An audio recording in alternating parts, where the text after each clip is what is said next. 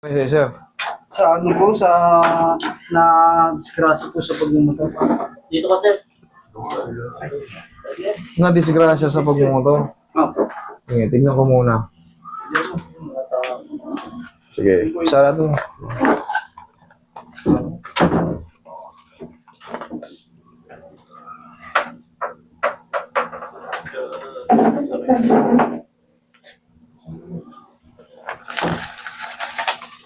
Nasaan yung ano, idol? Yung sabi, yung pin ko. Oo. Hindi ko niya sinakuha yung pin. Naku po. Kasi yung ganito, yung ganitong ano yung ganitong, ano tawag ito? Yung ganitong sitwasyon, yung ganitong eksena, marami nang pumunta sa akin ng ganito eh. Oo, walang fracture, walang dislocation. Pero ikaw, nakakalakad ka ba? Kaya naman po yung hindi niya maglalakad. May saklay. Hindi. Kaya ko na rin po maglakad ng walang sakay. Sige nga, tayo nga. Yung medyo ano lang po siya pag... Hindi mo lang siya gano'ng may diin. Opo, yun. Sige, upo ka ulit. Ito medyo parang magapa po yung Oh, muscle. kailan ka ba na-disgrasya, idol? Nung abente pa po. Bali magbawa naman po. Bago pa lang pala. Ay, wala pa. Kumbaga, okay ka pa lang. Kumbaga, normal pa yan. Normal pa na may namamaga sa'yo. 20 lang eh. Ano pa lang ngayon eh. Ayun nga. O, 20 plus 10 plus 10. Ay, plus 13. 23. Opo. 23 days ka pa lang.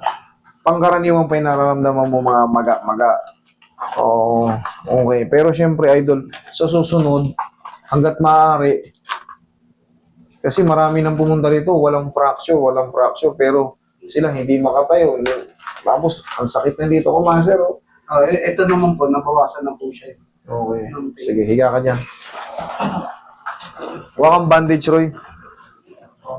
Disgrasya sa motor. Bakit siya, Nasaan yung mga namasa dito nung ano? ito po yung naman sa isa. Ito. Pag pinindot ko to, yan. Wala po. Ito, yung mga buto na yan. Sabihin mo kung masakit ha. Ito po mas medyo masakit. Ito masakit. Sabihin mo ha. Sige. Ipindutin ko na yun. Kasi wala siyang x-ray mga ka-3M. Pero siyempre ako maselan ako sa ganito pag mga disgrasya. Hanggat maaari, susuhiin ko yung buto niya. Pag siya umaray, pag pinindot ko yung mga main bone niya at umaray siya, siyempre, ang gagawin ko, pipilitin ko siyang may x-ray, pababalikin ko siya. Pero kung nag-negative naman, mas maganda, kakarating ko to. Sabihin mo, pag umaray ka,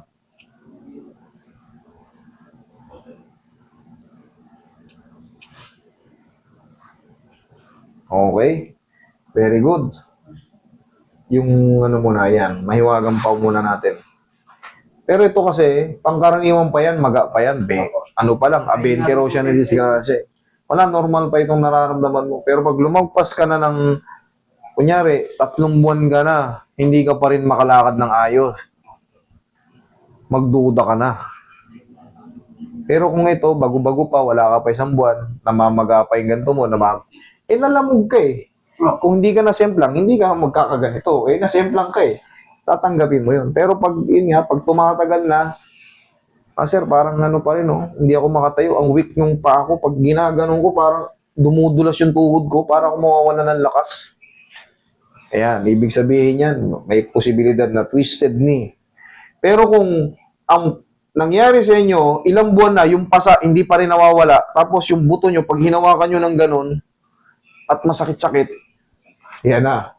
Ipa-x-ray nyo ng maayos yan. Tsaka pag nagpa-x-ray kayo, hanggat maaari kahit picturean nyo lang yung negative kasi malaking bagay yun.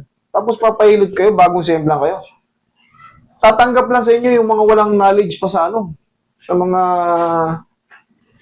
Oo, sa mga ganitong larangan. 2 months eh. Habang buhay na tuloy ako narumpo, kasalanan to ng manghihilot. Ganun yun.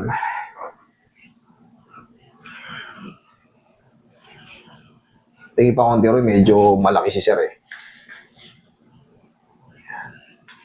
Taga saan po ba kayo? Talaga bagong si... Bagong silang. Talagang ano po, mga to, suki ko to mga bagong silang eh. Kahit mga emergency, puro mga taga silang, kahit gabing-gabi. Alauna na, may nagbabasketball pa eh. Marami na pala tapo dito. Marami na, puro bagong silang. Kahit yung mga na, di ba, na-interview ako sa GMA, taga-bagong silang din. Ay, Masarap pa mga muscle.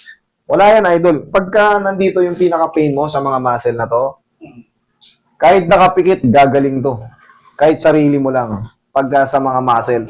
Pagka sa mga joint, yan, medyo mahirap yan. Pero pag sa mga muscle yan, part ng lamog yan. Part mga ng lamog yan. Kasi nasemplang ka eh. Maaring tumama yan sa kung ano ron. Sa manibela or sa yung ano ng stand. Relax lang ha. Lambutan mo lang, idol. Lambutan mo lang. Tumpa. Yun! Ibigay mo lang. Tutunog yan.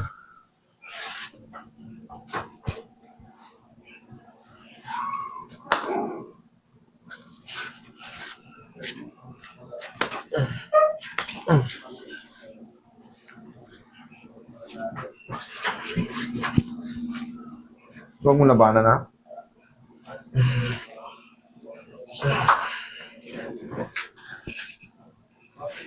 Lambutan mo lang. Bandage. Tatanggalin mo to, idol, pag matutulog ka na ha. Mas maganda matulog ng yung blood circulation natin is malaya. Kinabit ko lang to kasi binabago natin yung position ng buto mo sa tuhod para mag-grip siya. Pero siyempre, pag natutulog ka na, hindi ka na tumatanong ng tulog eh. O kumikilos ng tulog ng malalakas eh. Mas safe na siya pagka nakahiga ka na. Umulalabanan na. Thank you. Toy, isa pang grip.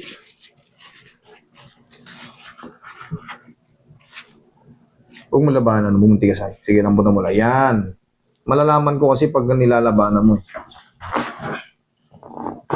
Yun. Sige. Tayo ka. Tignan mo kung humina na yung pain. Oh, danda lang. Ayusin mo yung sinelas mo. Mag-sinelas ka muna. Medyo nabawasan. Ayos na. Kung meron mang mga pain-pain dito, sa mga masin-masin, wala Ayun yun. lang talaga yung pinaka... Madali lang yan. Kahit nga sabi ko sa'yo, nakapikit ka. Kumain ka lang ng kumain, ano na yan. Kusang gagaling yan. Okay? Ayos na yun sa joint. Ayos na. Sige, lakad ka. Hey! Mas kaya mo na i-din o mas masakit? Okay, sige. Idol, bago pa yan, 2 to 3 weeks pa yung ano mo yan, total recovery. Pero paunti na ng paunti yan. Habang patagal ng patagal, mas nadidiin mo na yan. Kaysa kanina, nahirap ka pa talagang i-din. Pero hanggat maaari, kahit mga 3 to 4 days, gamitin mo pa yan para hindi mapuwersa yung bagong adjust. Okay? Sige, sana maintindihan mo. Okay? Thank you.